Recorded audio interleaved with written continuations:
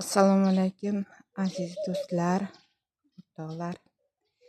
Bugungi gul ko'paytirish uslubi ruschasiga воздушная отводка deydi. O'zbekchasiga tanasida turib ildiz ottirish.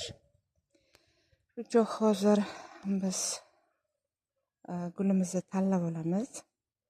Bu aspirin. Aspirinni biz olmaymiz. Biz First Lady'ni olamiz. Mana ko'raylar. Mana shuni ko'pchilik so'raganda First Lady'ni ko'paytiraylik deb shunisini. Endi bu воздушная отводкani qilayotganda asosan mana yon tomondagi yonlab o'sgan shoxini olamiz.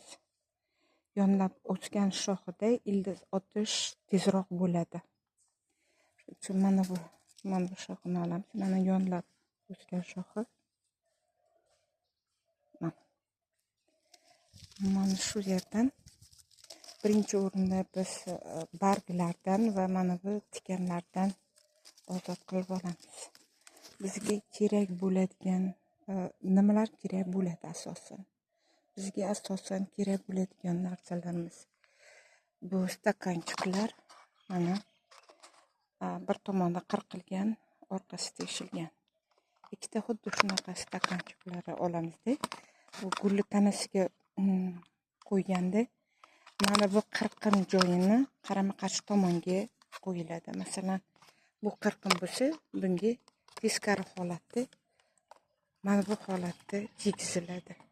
Va ustiga tuproq tashlaymiz. Tuproq tashlaymiz. Keyin bizga kerak bo'ladi oglerochniy pichoqlar, payvand pichoqlar. Payvand pichoqlar mana bunaqa bo'ladi. Bu yasama, men zakaz qilib qildirilgan. 4 yil, 5 yil bo'ldi bunga. Payvand pichoqlar. Bittasi uchli, bittasi yarim yoy shaklida skoch kerak bo'ladi, keyin qaychi kerak bo'ladi. Hozir mana bu shoximizni tikandan tozalab olaman. Keyin tayyor holatda ko'rsataman. Mana barg va tikanlardan tozalab oldik. Mana bu kurtak bilan mana bu kurtak oralig'ida mana shu yerdan 1-2 millimetr o'tkazib turib, mana pustini archib olamiz. Pustini archishda bitta qo'l bilan men juda noqulay ko'rsatib vizualni ko'rsatib bermay, keyin haqiqiysini ko'rsataman.